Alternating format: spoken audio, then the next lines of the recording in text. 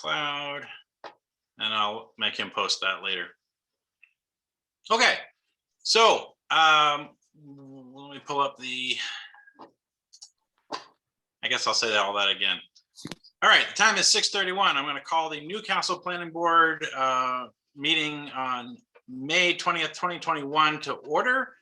We have one thing on our agenda tonight, application one for SBA Towers LLC, care of David Silk Esquire.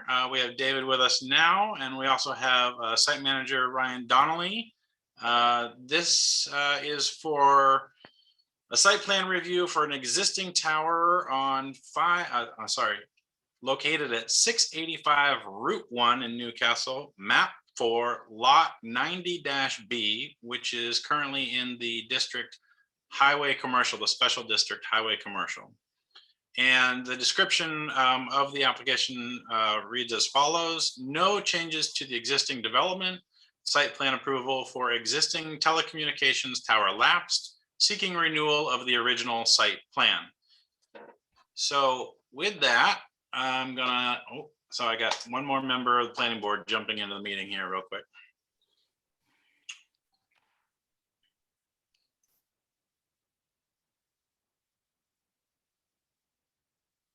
Good evening, Kevin. How are you? I'm good. Can you hear me? We can. All right. Thank you. I just opened the meeting and said what we're here to do, so we're going to jump right into it. So I reviewed the application and very nicely included the original permit from 15 years ago. And I would really like to thank the applicant for doing their due diligence on this one. I believe this was brought to our attention by the applicant, and I'm not sure if it was due to some sort of transfer of deed. And I saw there was a deed attached. If I may, my client put the tower into contract, the site into contract last year, and closed in December of last year. And as part of their due diligence, they reached out to the town and wanted to make sure that the tower had all prior approvals, et cetera. And in the course of that, I think it was discovered that the 2005 approval, runs for 15 years. And so, some towns have site plans that last forever. And I think under Newcastle's tower ordinance, that they just go for 15 years with the expectation that, they come back. If there's no change, you get another 15 years. And that way, I guess the town keeps tabs on things and make sure, if there's anything going on, you're aware of it. And so that's how it came to, I think, both the town's attention and my client, obviously acquiring it not new, but in December of 2020, they want to make sure they have all the, ducks in a row, so to speak. So that's why we're here. Perfect. Thank you very much.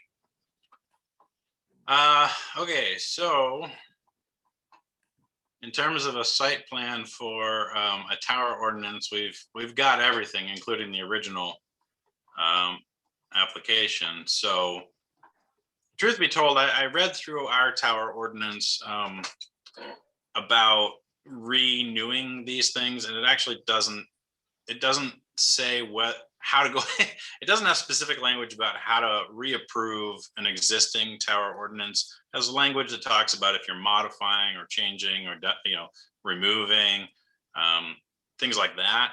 And so all it basically says at the end is 15 years in its new site plan review. However, in that time, our tower ordinance itself has not changed, but our core land use ordinance has changed.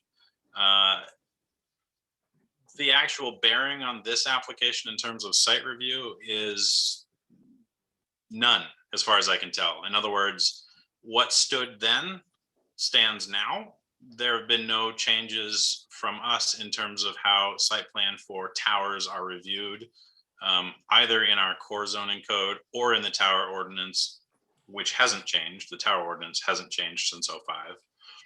And so I think that as long as the applicant is truly proposing no changes, just re-upping their 15-year site plan, we could make this a real simple meeting for everybody. I will confirm, and Ryan as well is here. I mean, we acquired this in December of 2020. We have not made any changes since then.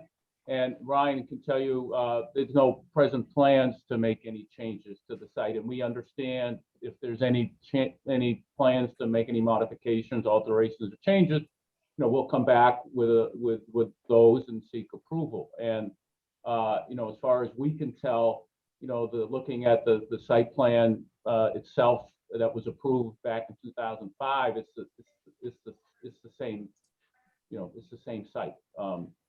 As far as we know, there've been no changes, and that's what we find out as well from the town. So our view is this is just it expired, and we just want to make sure we're in good standing with the town, and recognize that we have to come back and get it re-upped. It's kind of like a renewal, and to the extent there's a look-see to make sure that there's nothing changed, and as you put it out, the ordinance hasn't changed.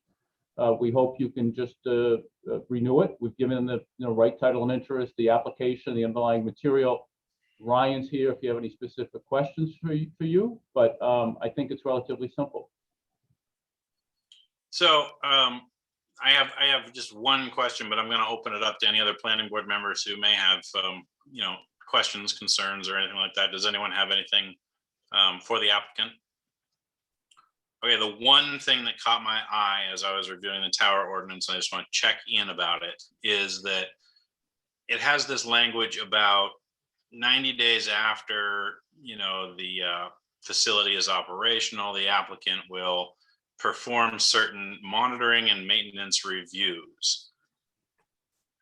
Those have to do with measurements of RFR from the personal wireless service facility. And it talks about them being done on an annual basis. Do you have records that any of that has ever happened? We acquired the property in December of 2020. So, from December 2024, this has come under Ryan's watch, and he will do what needs to be done to make sure we do what we need to do. Relative to what happened in the past, one of the things I'm not aware of any records. There may be some. I haven't seen any. But when we reached out to the town, we asked the code enforcement officer, what, at least from his perspective, whether the project had all the required approvals and permits, and whether it was in compliance. And the only thing that he identified for us as not being in compliance was the fact that the site plan permit was set to expire. And he didn't at that time identify for us any other deficiencies with the project, anything else that needed to be attended to. So we have a form that he filled out and signed, and we took from that whatever was supposed to happen had met with his satisfaction. Otherwise, he would have flagged it for us, and we would have addressed it before closing. And here we are coming anew. And we'll reach out to him, and if there's things that he wants us to do going forward, we'll make sure we do them. And Ryan, that's why Ryan's here. That's his job, right, Ryan?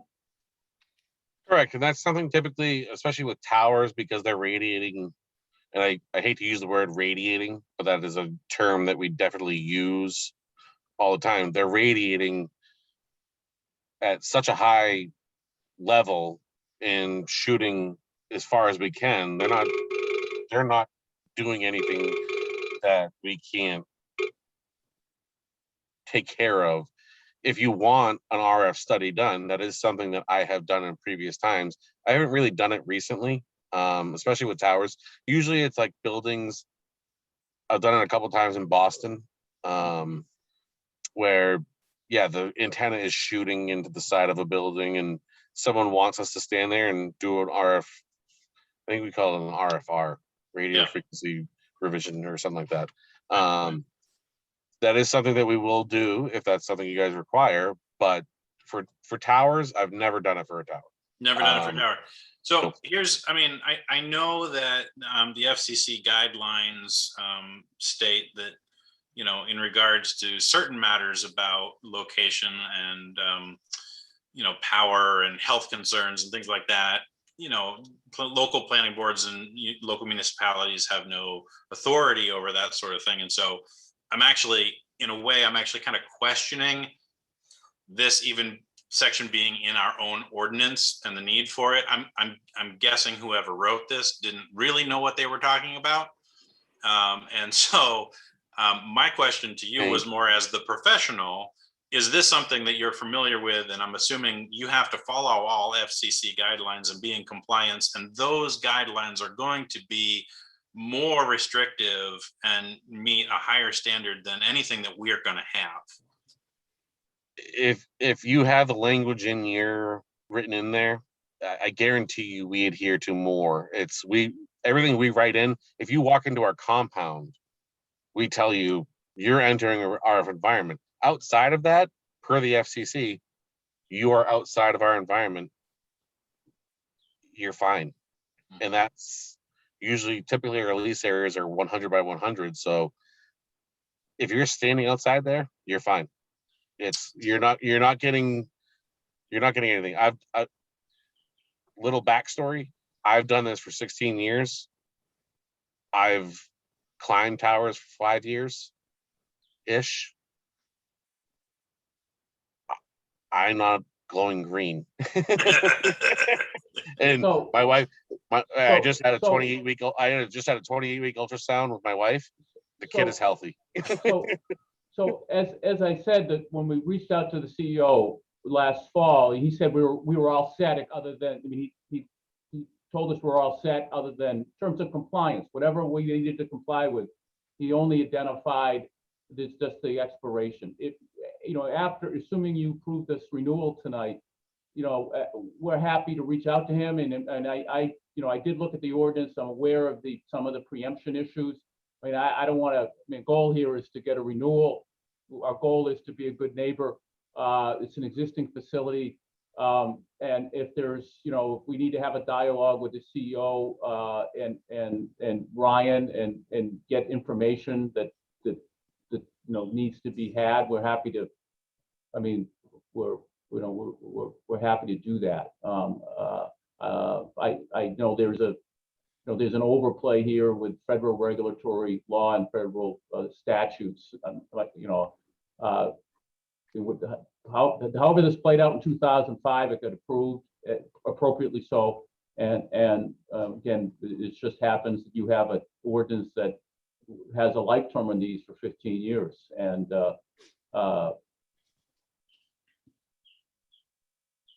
Yeah, the site, okay, so I'm specifically talking about section 8 of our tower ordinance, which says it's the site plan review, monitoring and maintenance. That's the only thing that really caught my eye as I was reviewing it. It doesn't have a page number, I apologize. It's at the bottom of one of the pages. I've got, yeah. You got it there. What And section? just section 8. Section 8, yeah. And it just talks about how, after the wireless facility is operational, the applicant shall submit within 90 days of beginning the operations and at annual intervals from the date of issuance, existing measurements of RFR personal wireless facility. And this is one of those things where it's like, I honestly can't imagine that this happens annually in other towns. And I don't know that we have the ability to necessarily waive this, but the CEO might. So because it's something that happens after the approval of the application, and this is why I went back and looked at our core zoning code, since it's already a pre-existing structure with a pre-existing use, does this mean that we then have to call this a brand new site review, or is it just a continuation of an existing site review? The current tower ordinance is not clear and specific, nor is the core zoning code clear or specific about that. So I think what I'd like to suggest is that we split the middle here and say, all things being reasonable, let's consider this an extension of the existing 2005. And this is just 15-year checkup. You're not making any changes or proposing to make any changes. And if you were, you'd have to propose those changes under a new site review. So we're good there. And so I think it's just, it's a continuation of an existing structure with an existing use. And I think as our due diligence, just so that everybody's covered, let's have a check-in after the approval with the CEO to make sure that this language is something that was already covered and done 15 years ago, and we don't have to worry about it anymore. Does that make sense? I got Is it. that Peter McNaughton? Go ahead. I think we should just add that that review, the RF review or whatever it is, whatever the code asks for, we just say that that should be done on a consistent basis, whatever it is that needs to be done. I can't imagine, as Ryan was saying, that there's any big issue with having them do that. But it just dots that I and crosses the T somewhere along the line, so that we've done what we need to do. They're doing never, to do. I don't want to interrupt you, Peter, but Please. we've never done that. You've never done that. Never. On a tower site that's radiating 200 feet above where, or Yeah, it's not going to anywhere impact in anybody. between that area. I've never done that on a tower. Because it's radiating at such a high level above where you are. The FCC doesn't even care. You know, I think we're happy to have the discussion with the CEO. I mean, I think the point is that this is a renewal of what was approved in 2005, and you know, we can talk to the CEO about Section 8. You know, what you know, and share this information and see what the CEO wants us to do. I mean, you know, I mean, I understand whatever you do, if it's approved, we're still subject to this ordinance. I mean, we're not here asking you to exempt us from any of the provisions. And you know, if there's something in Article 8 that needs to be addressed, that even if it wasn't addressed before, we'll have, I mean, I'll have a conversation with Ryan and the CEO, and we'll see what the CEO wants us to do. Happy to do that. No, I think that's fine. Give me just a second. I'm reading through the exceptions at the bottom of the tower ordinance here.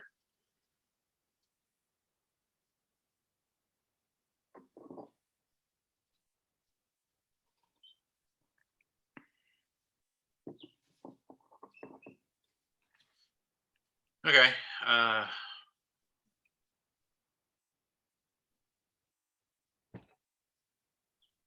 Yeah.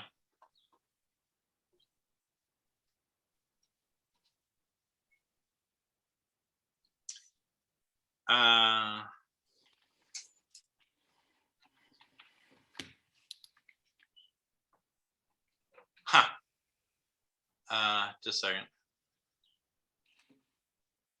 Okay. I actually read, this is confusing. We actually have the ability to grant a waiver. It's under our section 13, item 2. D. In granting a waiver, the board shall ensure that any electromagnetic emission will not interfere with anyone else.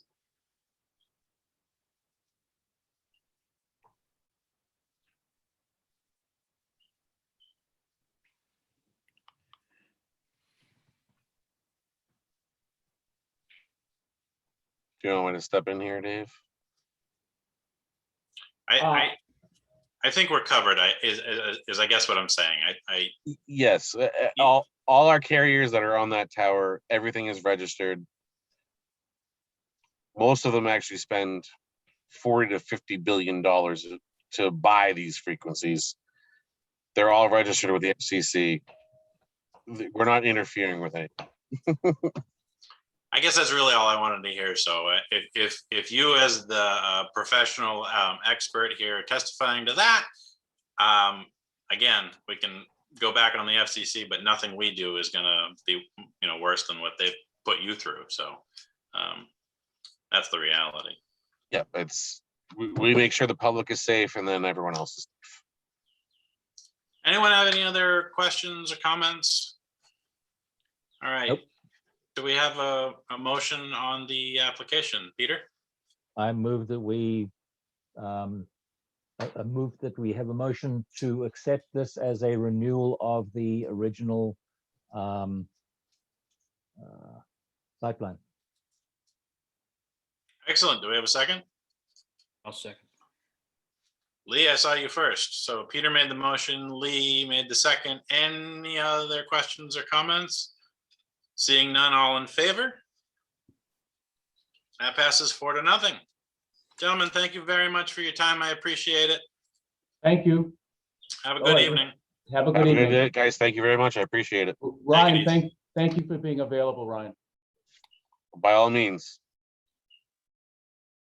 All right, so that is all we have on our agenda for this evening, gentlemen. Does anybody have any other business they need to discuss?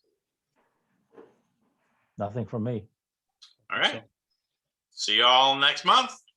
Good enough. Have a good one. Thanks.